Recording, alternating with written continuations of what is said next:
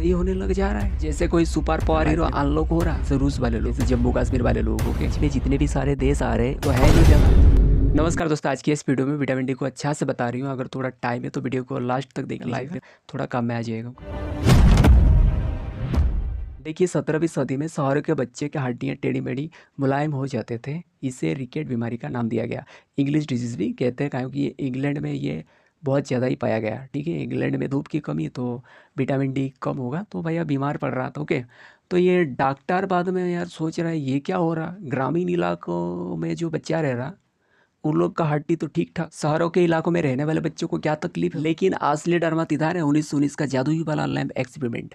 Germany के doctor Karl हुडसिस्की, इन्होंने क्या किया, यूवी आर्टिफिशियल सूरज बनाया, जैसे चाइना ने बनाया ये लैंप बनाया। ओके, तो उसके नीचे बच्चा को रखा है जो बाहर धूप से नहीं मिल रहा है, वो उनसे मिल रहा है। ओके, आर्टिफिशियल सूरज का मतलब सूरज के जैसा ही उपकरण, उसके जैसा ऊर्जा और रोशनी पैदा करें, बट उतना नहीं। ठीक, उनके नीचे रखा तो ये बच्चा क्या हो रहे हैं भाई, धीरे धीरे सही होने लग जा रहा है जैसे कोई सुपर पावर हीरो अनलॉक हो रहा। तो अब उनको एहसास हुआ भाई हम लोग का इधर विटामिन डी की कमी हो रही है, सूरज का नहीं तो है नहीं ज़्यादा। तब पता चला त्वचा में सूरज की रोशनी से विटामिन डी बन रहा है। ये खाने से नहीं धूप से मिल रहा है। ओके, खाने से 10 से 30% और धूप में 70 से 90% तक मिल जाता है। देखिए सूरज की कौन सा रोशनी विटामिन डी बनाती है। सनलाइट ये 3 प्रकार के होते हैं। यहाँ पर देखिए यूवीआर, अल्ट्रा वायलेट रेडिएशन, इसको अल्ट्रा वायलेट रे भी कहते हैं। अल्ट्रा वायलेट का मतलब सूरज का इनविजिबल किरण है, मतलब आप आंखों से नहीं देख सकते। ओके, ये 3 टाइप के होते हैं, अल्ट्रा वायलेट ए, बी और सी। ये जो बी है यही विटामिन डी बनाती है, आपका स्किन के एपिडर्मिस तक पहुँच जाते हैं। ओके, अल्ट्रा वायलेट सी जो है ये नहीं पहुँचते हैं, लेकिन अल्ट्रा वायलेट ए जो है ये आपके स्किन के डार्मिक तक पहुँच जाते हैं। ओके, और अल्ट्रा वायलेट बी जो है ये तो पता है एपिडर्मिस तक पहुँचता है, जहाँ मेलेनिन होती है। सूरज का रोशनी मिलने पर मेलेनिन थोड़ा बढ़ता है और कम मिलने पर वो घट जाता है, जिससे आदमी थोड़ा सांवले से गोरे हो जाते हैं, जैसे जम्मू कश्मीर वाले लोग। ओके, वहाँ से रूस वाले लोग, तो सूरज का रोशनी नहीं मिलेगा तो मेलेनिन घट जाएगा। देखिए सूरज का अल्ट्रावायलेट किरणें कितना रहना अच्छा है, 3 से 5 बेस्ट है, सेफ है, आराम से विटामिन डी बनेगा। और ये हाई है, ये वेरी हाई, मतलब डैमेज जल्दी होगा। और ये एक्सट्रीम डेंजर जोन। ठीक, तो अभी इंडिया में देख लेते हैं। यहाँ पर गर्मी में यूवी इसका चढ़ जाता है 10 से 12 प्लस, और ठंडी में 4 से 6। तो सोचिए इतना ज़्यादा है भाई, फिर भी विटामिन डी कमी क्यों हो रहा, क्योंकि सूरज के स्पर्शों में आता ही नहीं। रूस का यूवी गर्मी में 3 से 6 और ठंडी में 0 से 1।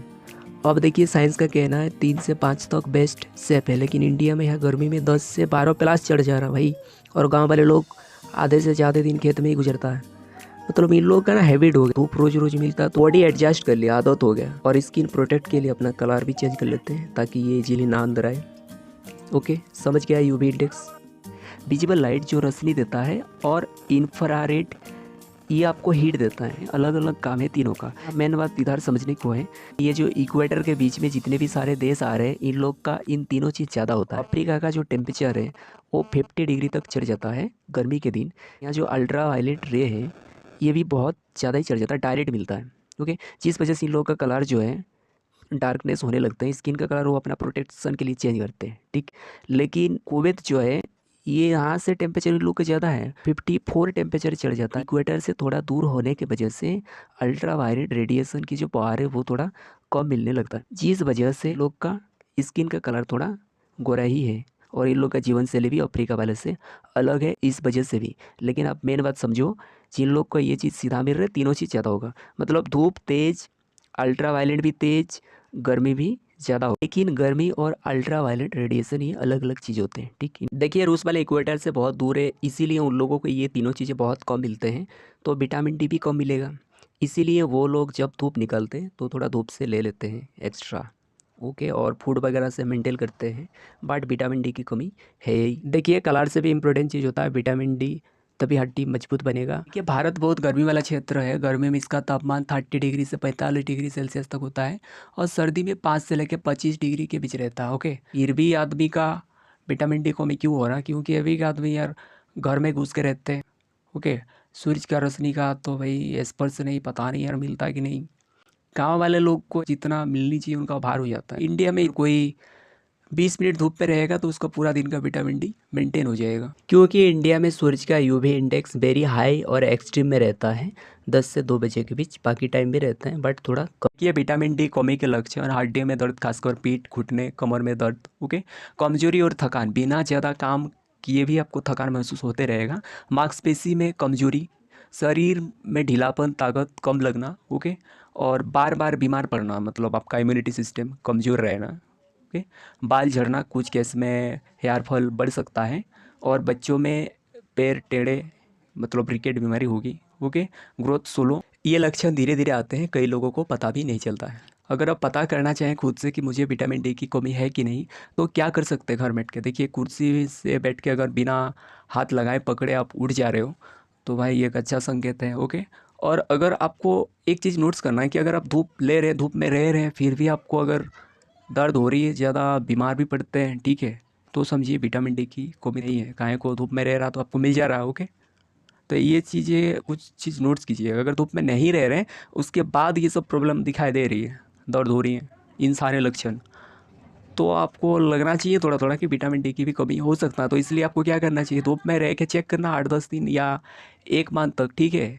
थोड़ा विटामिन डी को आपका मतलब मेंटेन हो जाएगा विटामिन डी। उसके बाद देखिएगा, अगर हट रहा तो सही बात है, विटामिन डी की कमी से था। नहीं हट रहा तो भाई अलग बात है, ओके। ये चीज़ समझ रहे हैं। लेकिन आप कंफर्म करना चाहें तो आपको विटामिन डी का टेस्ट कराना पड़ेगा, यहाँ पर 25 OH vitamin D test, okay, जिससे आपको पता चल जाएगा। अब देखिए, शरीर में विटामिन डी का क्या काम है। ये हमारे शरीर में कैल्शियम और फॉस्फोरस को ऑब्जर्व करते हैं, और इन सारे जितने कमियाँ लिखे हैं ना, इन सबको सुधारना विटामिन डी का काम है, ओके। तो विटामिन डी को आप मेंटेन कीजिए 1 महीना। अगर विटामिन डी के कमी की वजह से कुछ प्रॉब्लम है बॉडी में तो ठीक होगा, ओके। अब देखिए, इसका नॉर्मल रेंज समझते हैं, ब्लड में कितना होता है और आपको कितना पर डे लेना चाहिए, ओके। देखिए, 600 से 800 इंटरनेशनल यूनिट आपको पर डे लेना चाहिए विटामिन डी। अभी देखिए, एक इंटरनेशनल यूनिट में 25 नैनोग्राम होता है, ये समझेंगे। तो देखिए, 600 इंटरनेशनल यूनिट को 25 से गुना कीजिएगा तो 15,000 नैनोग्राम पर डे, ओके। और 800 को करेंगे तो यहाँ पर 20,000 नैनोग्राम पर डे।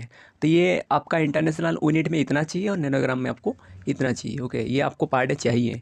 लेकिन ब्लड में इसका नॉर्मल रेंज जो होता है वो 30 से 50 नैनोग्राम पर ml ब्लड में होना चाहिए। मतलब हर एक ml ब्लड में 30 से 50 नैनोग्राम क्या होना चाहिए जी, विटामिन डी, ओके। और नैनोग्राम का मतलब होती है 1 mg में 1000 नैनोग्राम, ये बहुत ही छोटी मात्रा है, ठीक। देखिए, इसके लिए आपको 20 से 30 मिनट धूप में रहना है, इसी से आपको विटामिन डी 1000 से 2000 इंटरनेशनल यूनिट मिल जाएगा, ओके। और ये जो टाइम है, ये टाइम 10 से लेकर 2 बजे तक, मतलब सब चीज़ ज़्यादा होता है। तो अल्ट्रा वायलेट भी ज़्यादा होती है, बाकी टाइम में भी मिलता है बट थोड़ा परसेंटेज में ऊपर नीचे होती है, ओके। अगर आप फूड से लेना चाहें तो यहाँ मेन फूड कुछ है, फिश, एग, मिल्क, मशरूम, इन सब में विटामिन डी होता है। लेकिन सबसे ज़्यादा सूरज के प्रकाश में ही है, ओके। घर में भी बाती जलाते हैं कुछ, उस हीट से आपको, जैसे कोई आग के सामने बैठा हुआ विटामिन डी मिल रहा, नहीं मिलेगा भाई। ये जो अल्ट्रा वायलेट बी है ना, ये सब होनी चाहिए, लेकिन उन्होंने प्लीजियम वगैरह लगा लगा के एक्सपेरिमेंट करके लास्ट तक निकाल लिया है। चलिए, विटामिन डी कैसे गलती से नाम पड़ा समझते हैं। और ये एक एस्टेरॉयड हार्मोन की तरह काम करते हैं, मतलब विटामिन की तरह नहीं, ओके। तो देखिए, 1922 में अमेरिकी वैज्ञानिक इल्मार MC क्लोम, इन्होंने क्या किया, मछली के तेल से एक नया फैक्टर अलग किया। पहले लगा विटामिन ए है, लेकिन बाद में देख रहा नहीं, एक जैसा नहीं। तो इन्होंने सोचा विटामिन A B C, उसके बाद डी आता है, चलो भैया विटामिन डी रख दो, तीनों से अलग हो रहा तो, ओके। देखिए, 1928 में Nobel prize Germany chemist Adolf Windaus, इन्होंने क्या किया, ये केमिकल स्ट्रक्चर समझा इनका, ओके। पता चला ये कोलेस्ट्रॉल से जुड़ा हुआ है। जब हमारे त्वचा में 7D हाइड्रोकोलेस्ट्रॉल नाम का चीज़ धूप मिलने पर विटामिन D3 बन जाता है। इसके लिए इन वैज्ञानिकों को नोबेल प्राइज मिला। लेकिन आजकल के वैज्ञानिक कहते हैं विटामिन डी असल में हार्मोन है, विटामिन नहीं, गलती से नाम पड़ गया, ओके। तो आई होप वीडियो को समझ में आ गया होगा। अगर वीडियो यूजफुल लगी होगी तो चैनल के साथ जुड़े रहिए, हमेशा रियल जानकारी मिलेगी।